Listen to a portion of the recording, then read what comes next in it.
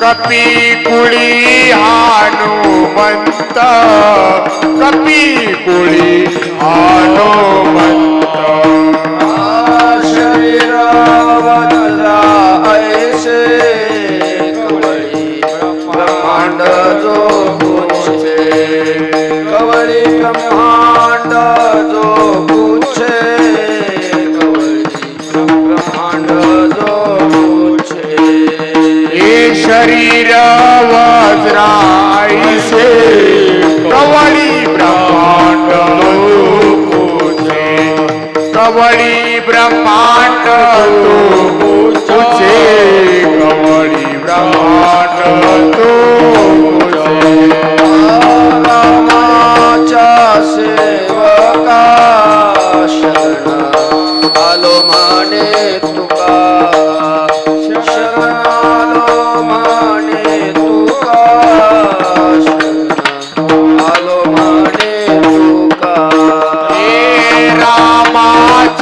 सेवका शरण आलो मने तुका शरण आलो मने तुका शरण आलो मने तुका माझे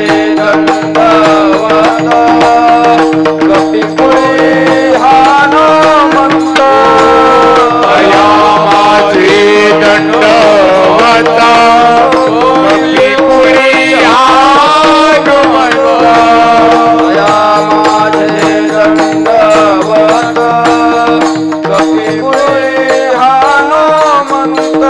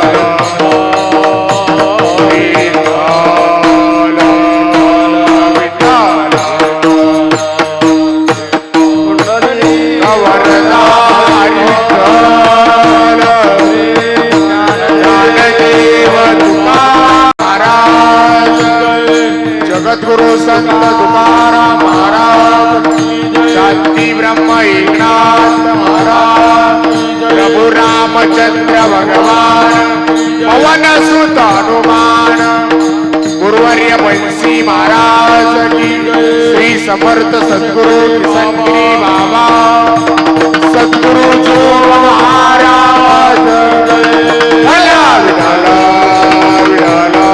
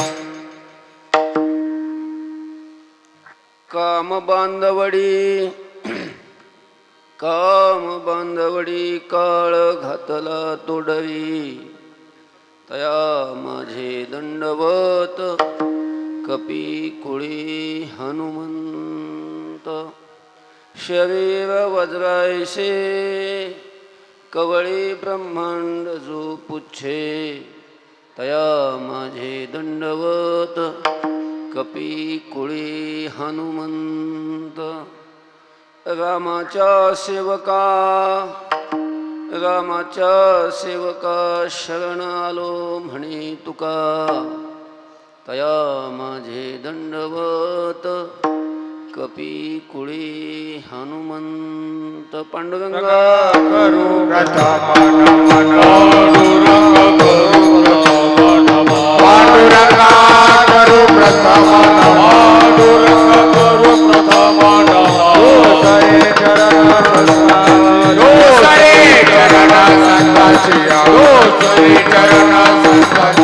त्यांच्या कृपादाने कथेचा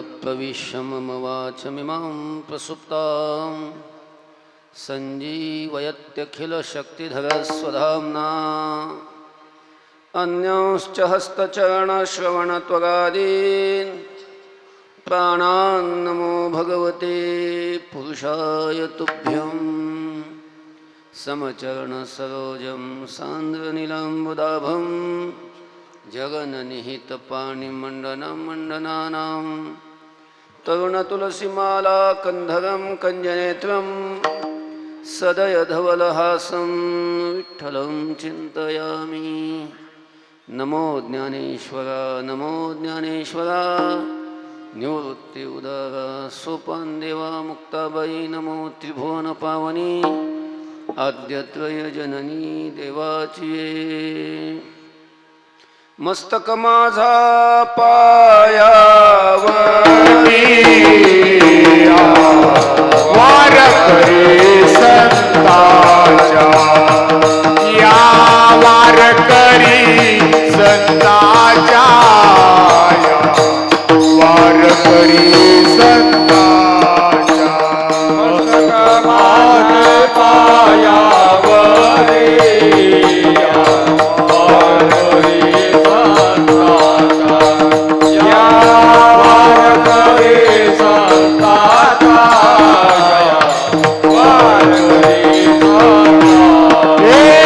मस्तक माझा पायावारी यावर करी संताच्या यावर करी संताच्या यावर करी संताच्या मस्तक माझा यावर करी संताच्या यावर करी संताच्या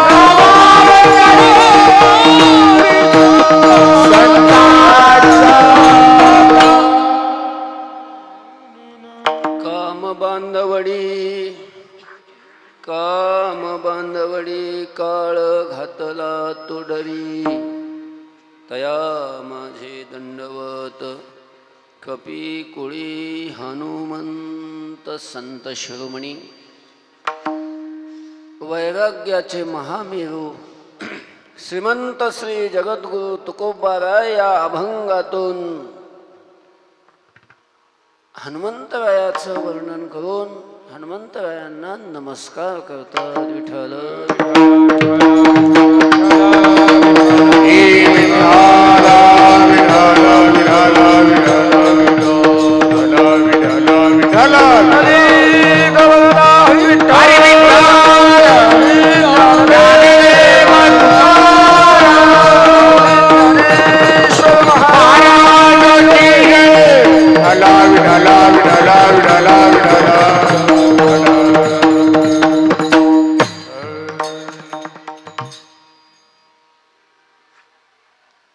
सेवेसाठी निवडलेला अभंग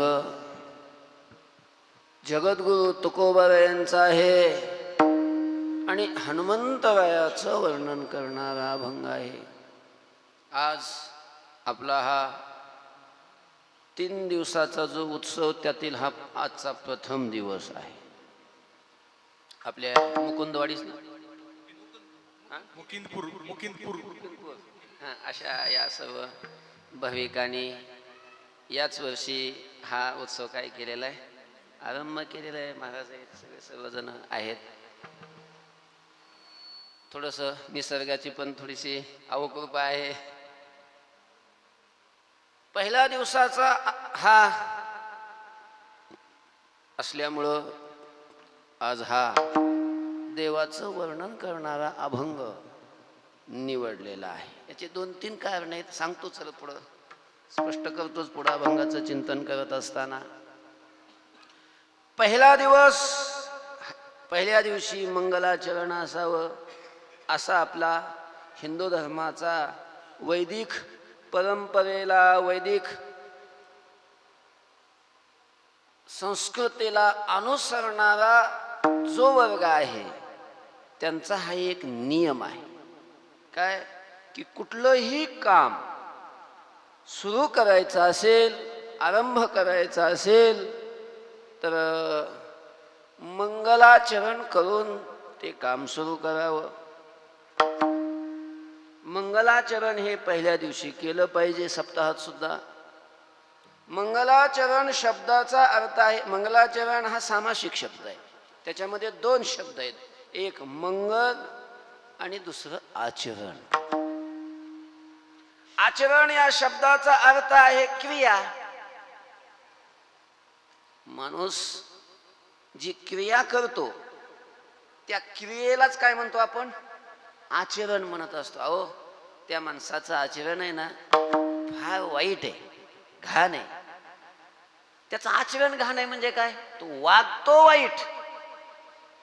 जी कर्म करतो, जी क्रिया करतो ती त्याची वाईट असते, म्हणून त्याला आपण त्याचं आचरण वाईट म्हणतो. अहो हा खूप सदाचारी आहे, खूप चांगलं आचरण आहे त्याचं. चांगलं म्हणजे त्याचं चांगलं आचरण आहे म्हणजे काय, त्याचं चांगलं आहे, त्याचं वागणं चांगलं आहे. तो जी कामं करतो, तो जी क्रिया करतो ती त्याची क्रिया चांगली आहे.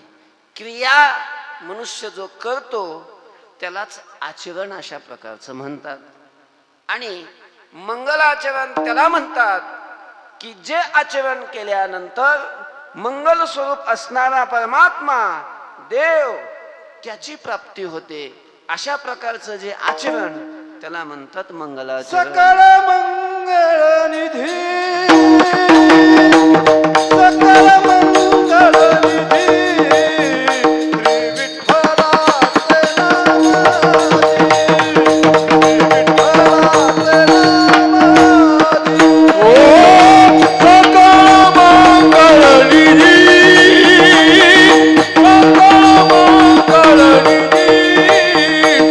विठ्ठलाचे नाव, श्री विठ्ठल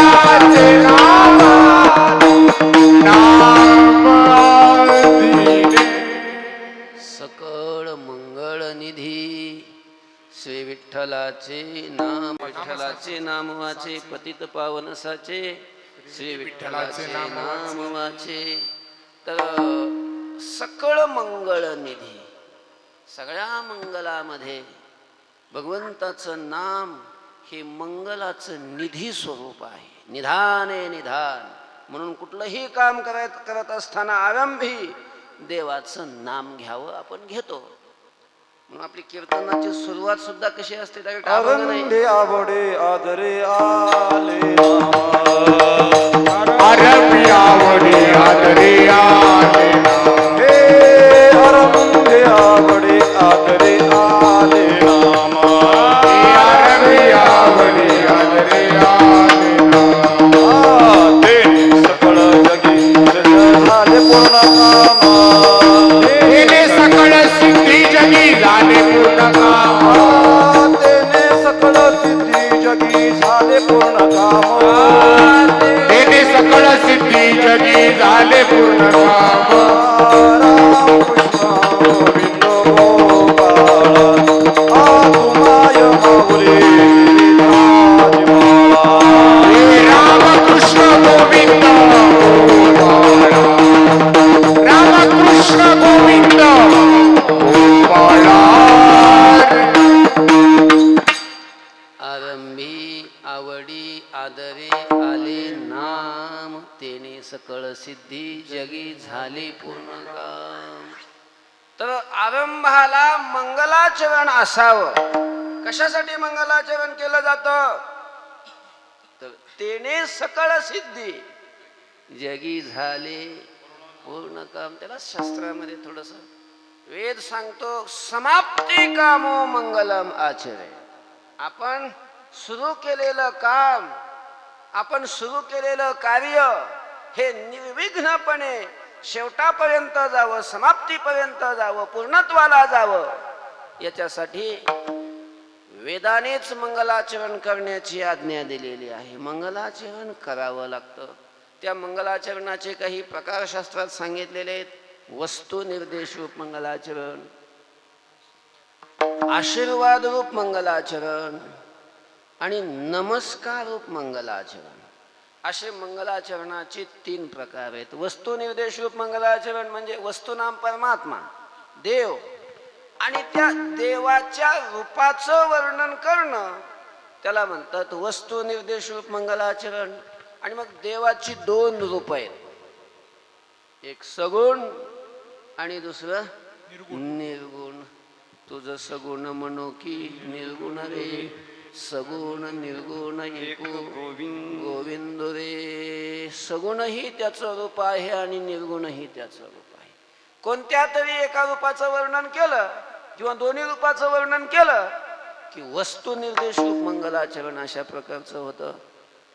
असं वस्तू निर्देश रूप मंगलाचरण केलेले अनेक अनेक अशा प्रकारचे आपल्याला प्रमाण देता येतात. समचरण दृष्टी, विटेवरी साजेरी, याच्यामध्ये म्हणजे सगुण रूपाचंही वर्णन आहे आणि निर्गुण रूपाचंही वर्णन आहे. सुंदर ते ध्यान उभे विटेवरी करकटावरी ठेवून देवाचं वर्णन केलेलं आहे. देवाच्या वर्णनाला वस्तू निर्देश रूप मंगलाचरण म्हणतात. याही अभंगामध्ये वस्तू निर्देश रूप मंगलाचरण आहेच, देवाचं वर्णन केलेलं आहेच. देव आणि संत एकच असतात, त्यामुळं वस्तू निर्देश रूप मंगलाचरण आहेच या अभंगामध्ये. मंगलाचा दुसरा प्रकार आहे आशीर्वाद रूप मंगलाचरण. आपल्याला अपेक्षित असलेली वा आपल्या शिष्याला, आपल्या मुलाला अपेक्षित असलेली वस्तू देवाला, गुरुला, संतांना ती मागून घेणं, त्यांच्याकडं मागणी करणं किंवा त्यांच्याकडं आशीर्वादाची मागणी करणं, याला आशीर्वाद रूप मंगलाचरण अशा प्रकारचं म्हणतात. मजदास कवी त्यांचा संत दासाच्या दासाचा पुढं नाही ते नाही, आशीर्वाद द्यावा हाची मज नवविधा काय बोलिल्या ज्या भक्ती. तर मला तो आशीर्वाद द्यावा असं देवाला हवा, संतांना ते मागून घेणं, मागणी करणं, आपण देवाकडे साक्षात मागणी केली तरी आशीर्वाद रूप मंगलाचरण आहे, किंवा आशीर्वाद मागून घेतला तरीही आशीर्वाद रूप मंगलाचरण आहे, किंवा एखाद्या महात्म्याने अधिकारी पुरुषाने शिष्याला वा आपल्या भक्तांना आशीर्वाद जरी दिला तरी ते सुद्धा आशीर्वाद रूप मंगलाचरणाच आहे. ज्या वेळेला चांगदेवानी ज्ञानोबारायांकडं ह्या सर्व संतांकडं कोरा कागद पाठवला. निवृत्तीनाथाने तो कागद चांगदेवाची चिठ्ठी आल्यानंतर ती ज्ञानोबारायांच्या हातात दिली. ज्ञाना वाच बरं ही काय आहे. ज्ञानोबारायांनी ती घेतला. दादा हे तर कागद कोराच आहे. मुक्ताबाई म्हटल्या मेला 1400 वर्षाचा झाला आणि कोराच कागद पाठवलाय. अगं मुक्ता तसं बोलू नये. निवृत्ती दादा म्हणतात अरे ज्ञानोबा कागद कोरा आहे म्हणूनच बरं, आपल्याला काहीतरी लिहिता तरी येईल. उगा खिचडी लिहून काहीतरी पाठवलं असतं तर आपल्याला ते काय पुसून लिहायचं म्हणजे लय जड जात. कोरा आहे म्हणून बरं आहे. तू त्यांना आता लिहून दे, त्यांना उपदेश कर, त्यांना त्यांच्या अधिकारानुसार त्यांना उपदेश कर. योगी आहेत चांगदेव. आणि मग ज्ञानोबारायांनी 65 ओव्या लिहिल्या. त्यालाच काय म्हणतात चांगदेव 65 म्हणतात. आणि त्या चांगदेव 65 मध्ये पहिलीच ओवी आहे स्वस्ती श्री वटेषु जो लपोनी जगदा भासू दावी मग ग्रासू प्रगट. तर पुढचं जाऊ द्या. स्वस्ती श्री वटेषु हे जे शब्द ज्ञानोबारायांनी वापरले काय आहे? काय हे काय वर्णन केलंय? स्वस्ती श्री वटेषु हे वर्णन नाही. मग काय मागितलंय? मागितलं नाही, आशीर्वाद दिलाय. आशीर्वाद चांगदेवांना. चांगदेवाला म्हणतात स्वस्ती. स्वस्ती म्हणजे तुमचं कल्याण हो, हा आशीर्वाद आहे. म्हणजे मोठ्याने जर आशीर्वाद दिला तर याला आशीर्वाद मंगलाचरण म्हणतात. किंवा आपण मागितला त्याला सुद्धा काय म्हणतात? आशीर्वाद मंगला, आशीर्वाद रूप मंगलाचरण अशा प्रकारचं म्हणतात. या अभंगामध्ये मागितलेलं नाही, काय आशीर्वाद दिलेलाही नाही, म्हणून आशीर्वाद रूप मंगलाचरण अभंगात नाही. पण वस्तू निर्देश रूप मंगलाचरण आणि नमस्कार रूप मंगलाचरण आहे. नमस्कार म्हणजे देवाला वंदन करणं. देवाला, संतांना, गुरूंना वंदन जिथं केलं जातं पांडुरंगा करू प्रथम नम, किंवा ओम नमो जी आद्या वेद प्रतिपाद्या जय जय स्वसंवेद्या. ज्ञानोबारायांनी जवळजवळ प्रत्येक अध्यायामध्ये हे मंगलाचरण केलेलं आहे. मावळवीत विश्वाभास नवलवलयला चंडामांश अद्वयाब्जिनी विकास वंदवाता. हे वंदन आहे, याला नमस्कार रूप मंगलाचरण म्हणतात. याही अभंगामध्ये तुकोबाराय देवाचं वर्णन करतात. वर्णन केलेलं असल्यामुळं वस्तू निर्देश रूप मंगलाचरण आहे. आणि दंडवत घातलेला असल्यामुळं नमस्कार रूप मंगलाचरण आहे. तुकोबाराय या अभंगातून नमस्कार रूप मंगलाचरण करतात. अभंगाचे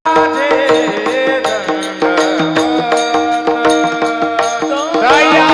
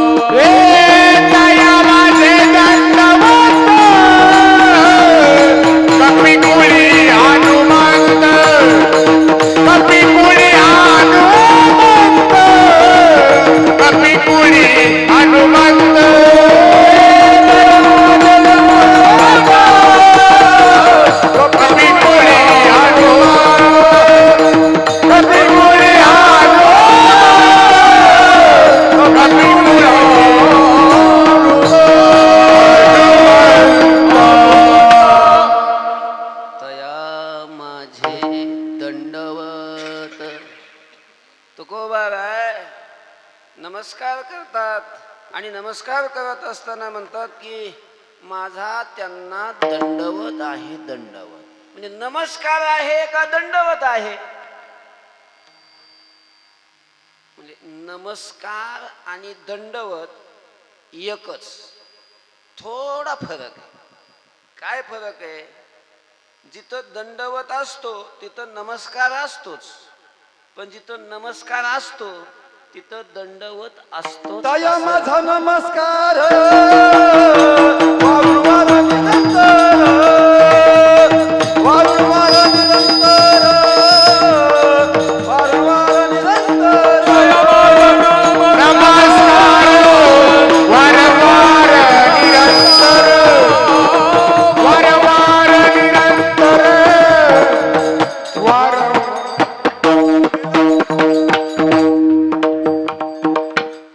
तया माझा नमस्कार वारंवार निरंतर. नमस्कार दंडवत, मी फरक सांगत होतो दोन्हीतला. काय फरक आहे दोन्हीमध्ये? महाराजांनी जे प्रमाण दिलं ते नमस्काराचं, आणि अभंगामध्ये जे आहे ते काय आहे? दंडवताचं प्रमाण आहे. जास्त प्रमाण काय हनुमंताचे नाहीच आहे गात्यामध्ये कुठं. 2-4 अभंग आहेत, आता तेवढ्यावरच कीर्तन काय बघते हनुमान जयंतीला. तर नमस्कार आणि दंडवत, नमस्कार हा व्यापक आहे आणि दंडवत हा व्यापी. म्हणजे नमस्कार अधिक देशामध्ये राहतो आणि दंडवत हा कमी देशामध्ये राहतो. दंडवत जो असतो तो नमस्कार असतोच, पण नमस्कार असेल तो दंडवत असेलच असं नाही. थोडस स्पष्टीकरण करतो. म्हणजेच नमस्काराचे वेगवेगळे प्रकार आहेत. काही काही नमस्कार जे हरी हो नुसतं असं चालता चालता लोक हात जोडतात आणि काय करतात? नमस्कार करतात. कळत नाही का? आपल्याकडे हिंदू संस्कृतीमध्ये, हिंदू धर्मामध्ये सकाळी सकाळी भेटले की पूर्वी राम राम म्हणायचे, हात जोडायचे, नमस्कार करायचे. अजून म्हणतात जुनी लोक राम राम म्हणतात म्हणजे नमस्कार करतात. हा नमस्काराचा एक प्रकार, हात जोडणं आणि नमस्कार करणं, हा पहिला प्रकार. नमस्काराचा दुसरा प्रकार आहे की आपण ज्यांना नमस्कार करतो ते आपल्यापेक्षा मोठे असतील, त्यांच्याविषयी पूज्य भावना असेल तर खाली वाकणं, त्यांच्या पायाला हाताने स्पर्श करणं आणि पायाला स्पर्श करून नमस्कार करणं, किंवा आपलं मस्तक त्यांच्या पायावर ठेवून नमस्कार करणं, हा एक नमस्कारातला प्रकार आहे. मस्तक माझा पायावरी या वारकरी संता किंवा श्री संताची ये माथा चरणावरी. हा श्री संताचे माथा चरणावरी हा एक नमस्कारातला प्रकार आहे. आणि नमस्काराचा तिसरा प्रकार आहे साष्टांग हे करी दंडवत. दंडवत घालून, आणि तेही साष्टांग. साष्टांग म्हणजे आपल्या शरीराची 8 अंग, त्या 8 अंगासह पाय, गुडघे, मांड्या, छाती, हे दोन्ही हात, मस्तक, असे असे सगळे 8 अंग जमिनीला टेकून, आणि त्याला दंडवत म्हणतात. दंड शब्दाचा अर्थ आहे काठी. ह्यांच्या हातात आहे ना काठी, तिला संस्कृत मध्ये दंड म्हणतात. आणि ती काठी जर आपण अशी धरली ना हातातून सोडली, ती काठी सोडल्यानंतर जशी ती जमिनीवर पडते तसं आपलं शरीर नमस्कार करत असताना काठीप्रमाणे दंडवत म्हणजे काठीप्रमाणे पडून जो नमस्कार केला जातो त्याला दंडवत म्हणतात. म्हणजे दंडवत हा नमस्कारच असतो, पण नुसतं हात जोडून केलेला दंडवत म्हणत नाहीत, किंवा नुसतं हाताने पायाला स्पर्श करून किंवा डोकं ठेवून केलेल्या नमस्काराला दंडवत म्हणत नाहीत. काठी जशी जमिनीवर सपशेल पडते तसं कसलाही विचार न करता काठीप्रमाणे शरीर पडलं जातं नमस्कार करताना, असा जो नमस्कार केला जातो त्याला म्हणतात दंडवत. आणि तुकोबाराय या अभंगातून नमस्कार करतात तो कोणता? दंडवत. अशा दंडवत आचार्या. तसं तया माझे दंडवत. दंडवत, हा तुकोबाराय, तुकोबाराय दंडवत करतात. मला आपल्यासारखे कुणालाही दंडवत घालतात. जर आपल्यासारख्याने कुणी एखाद्याने नमस्कार केला, दंडवत घातला, तर त्याचा एवढा विचार करायची काही गरज नाही. कुणाच्याही मागे लागतो, कुणाचाही गोडवे गातो, कुणालाही नमस्कार करतो. तुकोबाराय कोणालाही नमस्कार करणारे नव्हते. तुकोबाराय सामान्य नाहीत महाराज. तुकोबाराय असं व्यक्तिमत्व आहे तुकोबारायांचं की तुकोबारायांना काळ नमस्कार करत होता. काळ गुलाम सलाम. तुकया घरी नांदत असे, तुकया घरी नांदत असे, नांदत असे, काळ गुलाम सलाम करी, तुकया घरी नांदत असे, तुकया घरी नांदत असे, तुकया घरी नांदत असे, काळ गुलाम सलाम, तुकया घरी नांदत असे, तुकया घरी नांदत असे, तुकया घरी नांदत असे, नांदत असे ने. काळ गुलाम सलाम करी. तुकोबारायांना काळ सलाम. सलाम करणं म्हणजेच हिंदी भाषा आहे. सलाम करणं म्हणजेच काय?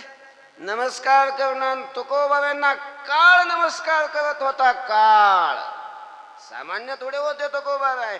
काळ नमस्कार करत होता. यात काय नवल आहे? सगळं जग ज्याला नमस्कार करत, सगळ्या जगाचा मालक ज्या देवाला सगळं जग नमस्कार करत महाराज. यम ब्रह्मा वरुणेंद्र रुद्र मरुतस्तुन्वन्ति दिव्यैस्तवैर वेदै सांग पदकमोपनिषदैर गायन्ति यम सामगाः ध्यानावस्थित तद्गतेन मनसा पश्यन्ति यं योगिनो यस्यन्तन्न विदुस्सुरा सुरगणा देवाय तस्मै नमः. यम ब्रह्मा वरुणेंद्र रुद्र मरुतस्तुन्वन्ति दिव्यैस्तवैः.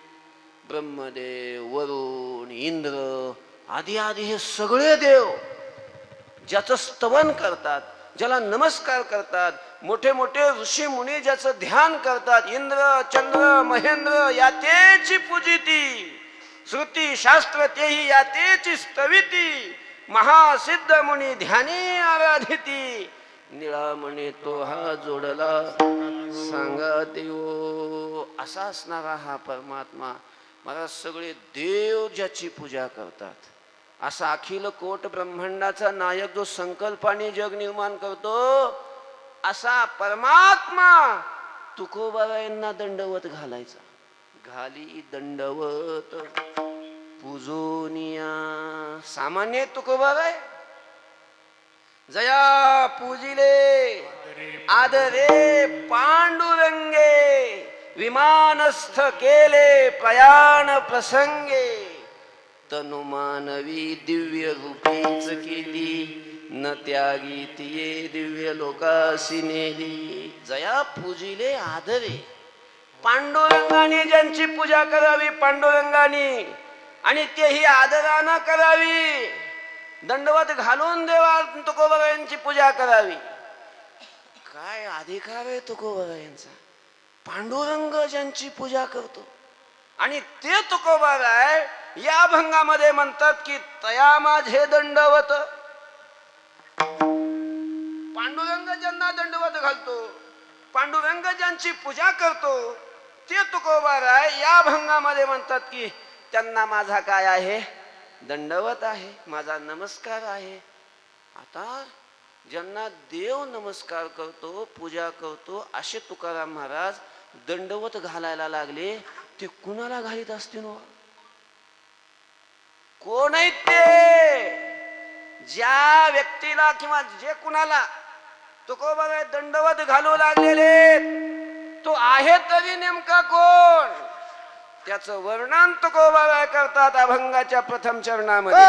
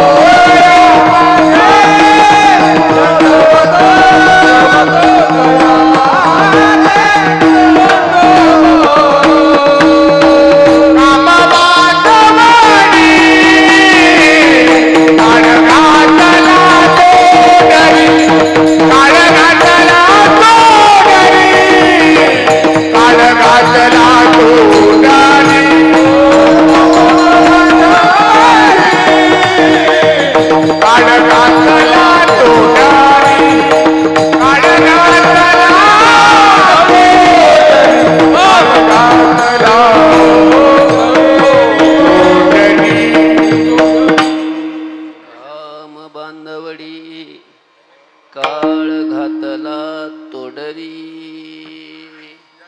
या पहिल्या चरणामध्ये ज्याला मी दंडवत घालतो, ज्यांना माझा दंडवत आहे, त्यांचं नाव नाही सांगितलं. नाव सांगितलंय पुढं, पण पहिल्या चरणात नाव उल्लेख नाही. मग ज्यांना नमस्कार करायचा त्यांचं वर्णन केलेलं आहे. कोणाला नमस्कार करताय, कोणाला दंडवत घालताय? तुकोबाराय म्हणतात काम बांधवडी. ज्यांनी कामाला बांधलं, कामाला ज्यांनी बंदीखान्यात टाकलं, बांधून टाकला ज्यांनी काम, असे जे आहेत त्यांना मी काय करतोय, दंडवत घालतोय. विठ्ठल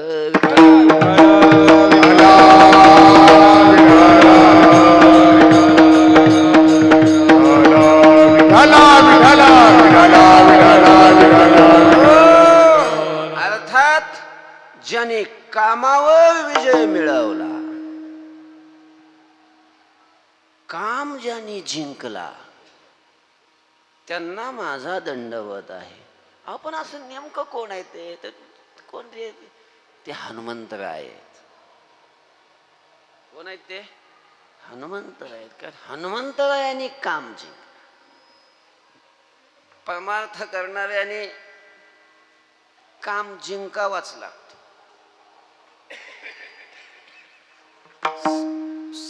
परमार्थात मोठा कोण?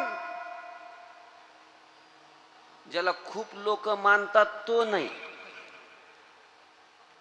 ज्याचे खूप सन्मान केले जातात, फोटो काढले जातात, तो परमार्थात मोठा नसतो.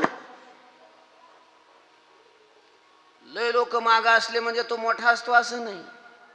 ज्याचा लय मोठा मठ आहे, लय मोठ्या मोठ्या गाड्या बसायला, भरपूर शिष्य वर्ग आहे, हे लौकिक दृष्टीनं मोठेपण आहे. संसारी लोकांच्या दृष्टीनं ते मोठेपणाचं लक्षण आहे. परमार्थाच्या दृष्टीनं मोठा तो नाहीये. परमार्थात तो मोठा आहे ज्याने काम जिंकलेला आहे, ज्याने कामावर विजय मिळवलेला आहे. विठाल विठाल विठ्ठला विठ्ठला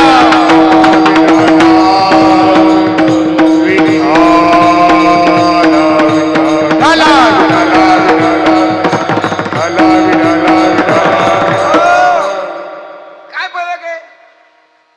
मोठा बंगला बांधला आणि मोठा मठ बांधला, काय फरक आहे त्याच्यात? संसारी लोक गाड्या घेतात आणि महाराज लोकांनी गाड्या घेतल्या, काय फरक आहे त्याच्यात? किती शिष्य असले त्यांना त्यांचे असते, त्यांना दुसऱ्याचे असते, एवढंच फरक आहे. काय ते फरक काहीच नाही. म्हणून परमार्थात याला मोठे पण नाही, याला झिरो किंमत आहे, झिरो.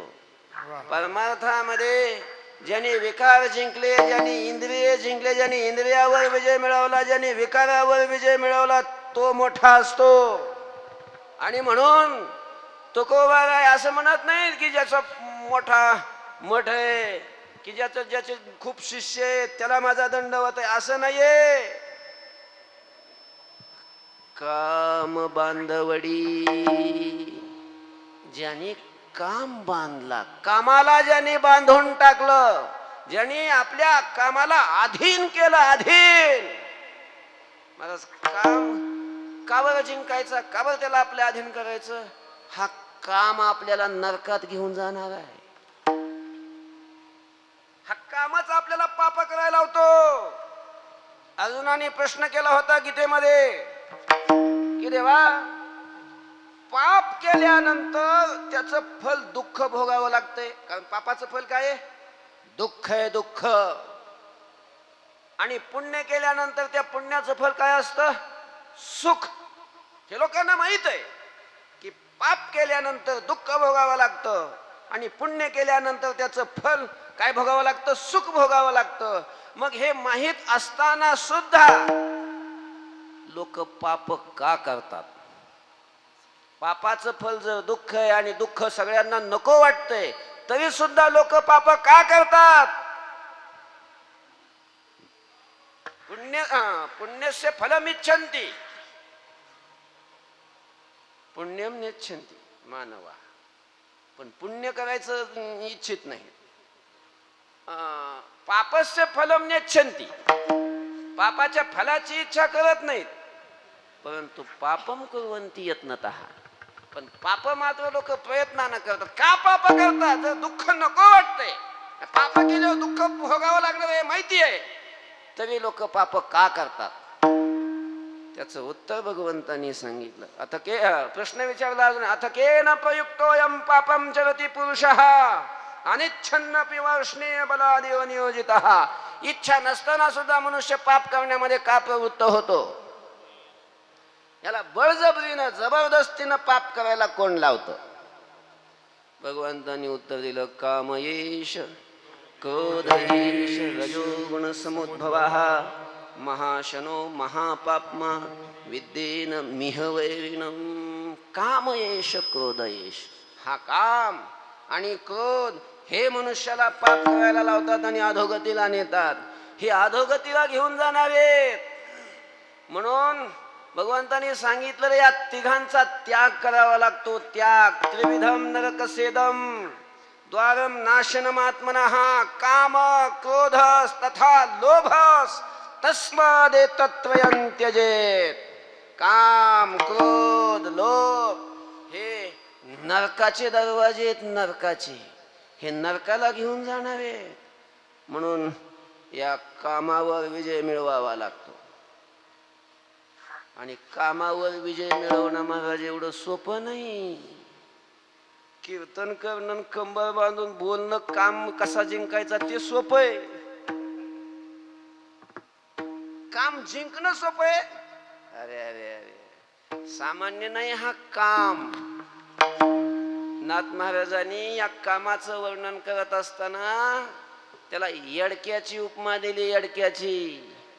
यडका मदन तो केवळ पंचानन. यडका, कामाला यडका म्हटलंय. यडका, यडका माहिती आहे ना? आणि यडक्याची धडक लय जबरदस्त असते.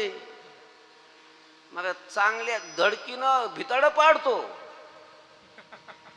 येडक्याची धडक फार जबरदस्त असते. आणि महाराज ह्या कामरूपी येडक्यानं धडक आपल्यासारख्या सामान्याला नाही, मोठ्या मोठ्याला धडका मारल्या, मोठ्या मोठ्याला उताने पाताने करून टाकले धडका मारून. धडक मारिली शंकरा, केला ब्रह्म्याचा मातेरा, इंद्रचंद्रासी लाविला येडका मदन केवळ पंचानन, केवळ केवळ पंचानन, केवळ केवळ पंचानन,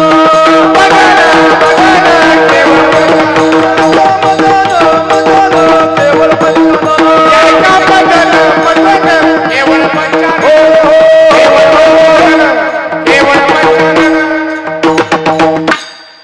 येडका मदन केवळ. मदन म्हणजेच काम. त्या अभंगामध्ये त्या कामालाच काय नाव वापरले? मदन. मदन मदन रूपी येडका म्हणजे काम रूपी येडका.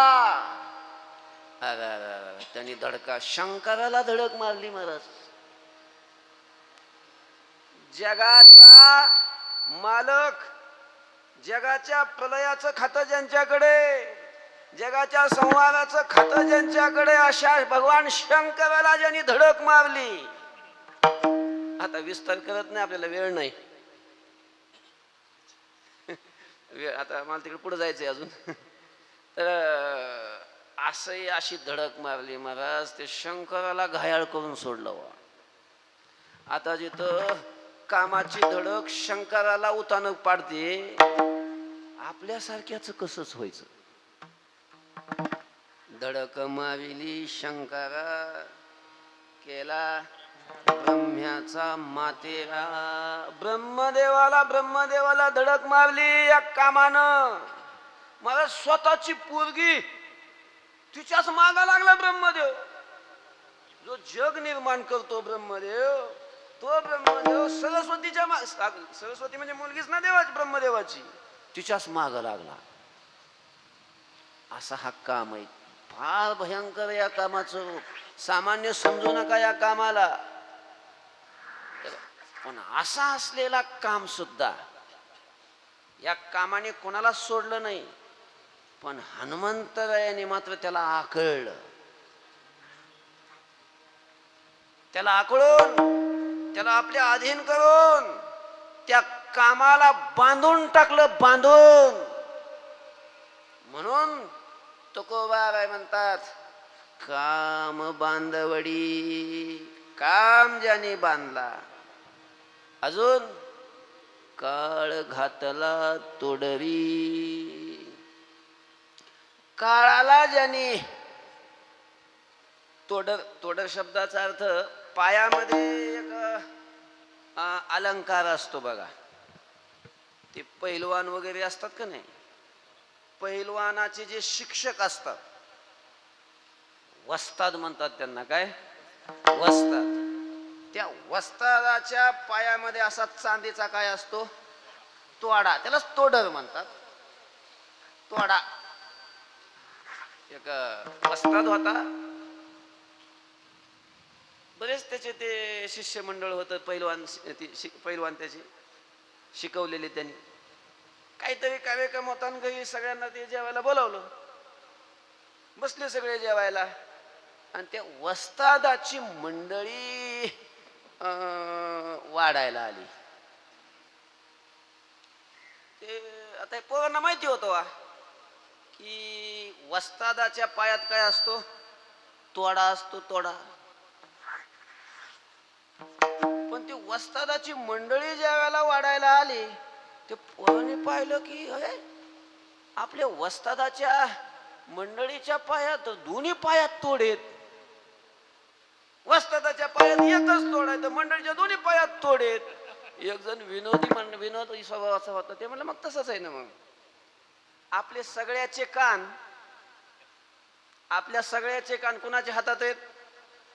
वस्तादाच्या हातात आहेत. म्हणून त्यांच्या पायात एक तोड आहे. पण आपल्या वस्तादाचे सुद्धा कान त्यांच्या हातात आहेत म्हणून 2 तोडे आहेत. विठाल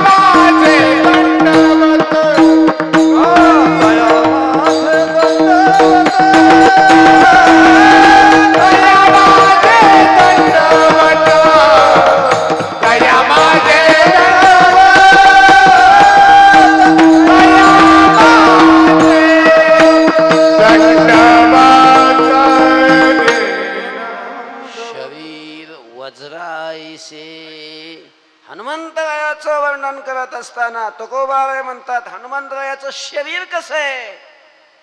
शरीर वज्रायसे. वज्र वज्र म्हणजे वज्र हे एक शस्त्र आहे आणि ते इथं नाही, ते स्वर्गात आहे.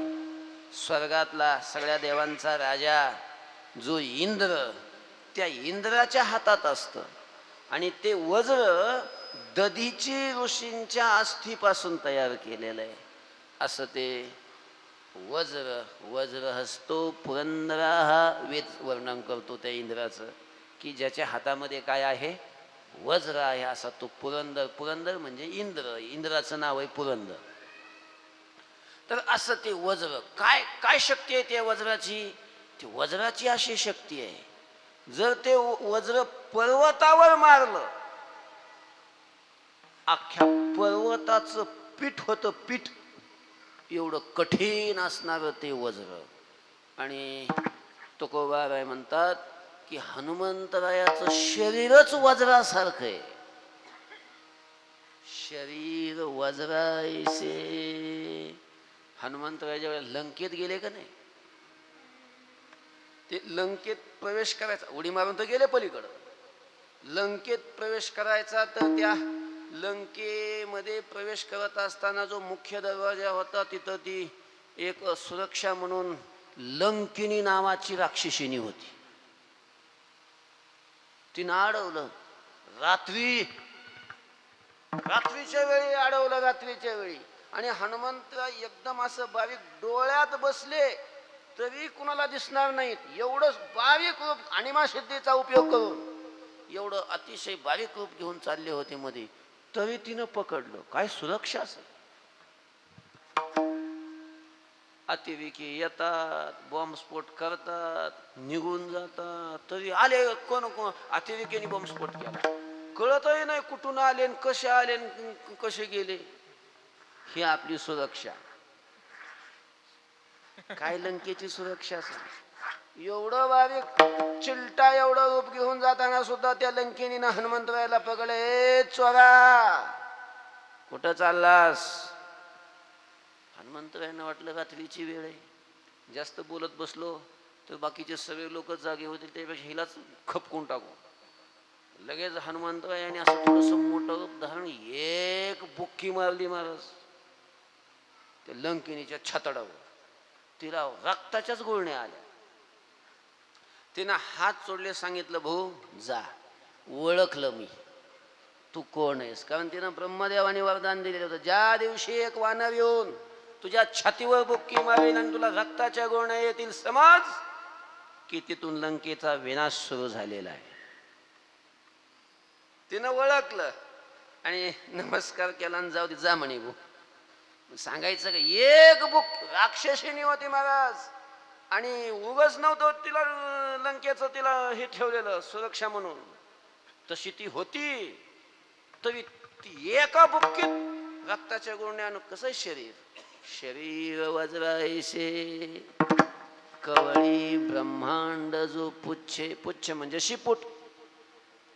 आणि हनुमंतरायाच्या शपटाची तर अशी करामत आहे, अशी ताकद आहे ते शपटामध्ये, अख्खं ब्रह्मांडाला वेढा देऊ शकतं, अख्ख्या ब्रह्मांडाला. ब्रह्मांड म्हणजे काय चेंडू नाही, आपण जिथं राहतो याला भूलोक म्हणतात. एका ब्रह्मांडामध्ये असे 14 लोक आहेत. भूः भुवाः स्वहाः महाः जनाः तपाः आणि सत्यलोक, असे वरचे 7 लोक. आणि हिथून खाली 7 लोक आहेत. अतल, वितल, सुतल, तलातल, रसातल, महातल आणि पाताल. अजूनही विज्ञानाला शोध नाही लागला हा. ते फक्त अजून चंद्र आणि सूर्यच बघतात. त्याच्यात लयवर अजून लोक आहेत. कुठं स्वर्गाचा शोध लागला, कुठं तपोलोक, जनोलोक, महरलोक, सत्यलोक, कुठे शोध लागला अजून विज्ञानाला? अतल वितल सुतल, ज्या ऋषीमुनींनी समाधीमध्ये हे सगळं पाहून जे ग्रंथामध्ये लिहून ठेवलं, अजून विज्ञानाला शोध लागायचा आहे. आणि एका ब्रह्मांडामध्ये हे 14 लोक असतात. किती मोठं ब्रह्मांड आहे. आणि ब्रह्मांड म्हणजे जग नाही, असे तर देवाच्या एका केसावर अनंत ब्रह्मांड आहे. अनंत ब्रह्मांडे एकी रोमी ऐसी भेंडे. असं ब्रह्मांडाला शब्दांनी वेढा घालू शकतील अशी शक्ती किंवा असं शेपूट हनुमंतरायाचं आहे. अख्खं ब्रह्मांड शब्दांनी वेढून त्या ब्रह्मांडाला उचलून घेतील एवढी ताकद हनुमंतरायाच्या शब्दात आहे. आणि ते शब्दाची किमया त्यांनी लंकेत गेल्यावर दाखवलीच होती. कवळी ब्रह्मांड जो पुच्छे म्हणजे शब्दानी ब्रह्मांड कवळी, ब्रह्मांडाला कवळतो म्हणजे त्याला वेढा घालतो, असं हनुमंतराय आहेत. आणि अशा त्या हनुमंतरायांना म्हणजेच ते हनुमंत ते रामाचे सेवक आहेत, रामाचे दास आहेत, त्यांना मी शरण जातो असं शेवटच्या चरणामध्ये. रामाच्या सेवक, रामाच्या सेवक, रामाच्या सेवक, रामाच्या सेवक, रामाच्या सेवक, रामाच्या सेवक, रामाच्या सेवक, रामाच्या सेवक.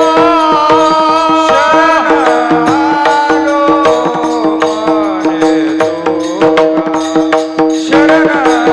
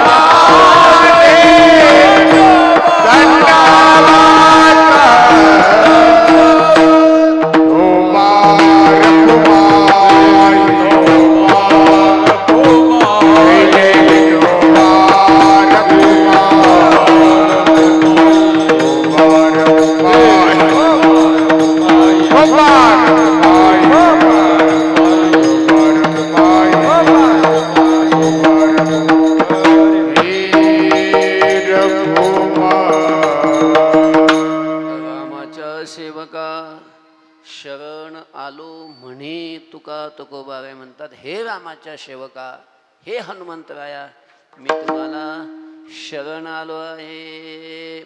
शरण शरण हनुमंता शरण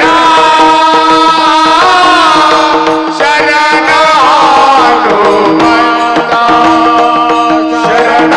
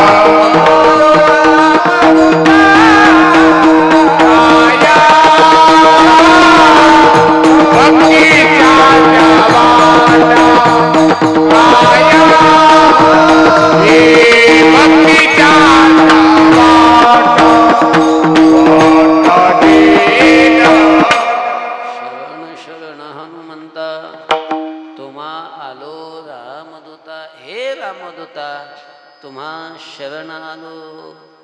तुम्हाला मी शरण आलेलो रामाच्या सेवका, शरण आलो म्हणे तुका, तया माझे दंडवत.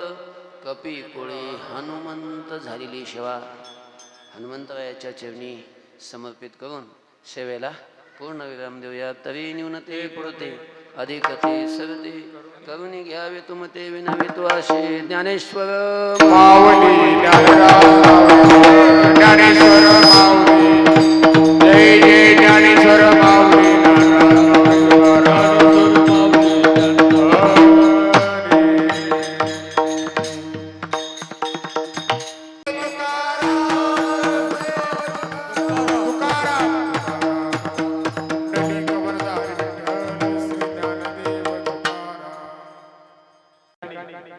श्री दत्त नवनाथ देवस्थान मुकिंदपूर समस्त ग्रामस्थातर्फे आयोजित या ठिकाणी आयोजन करण्यात आलेलं आहे.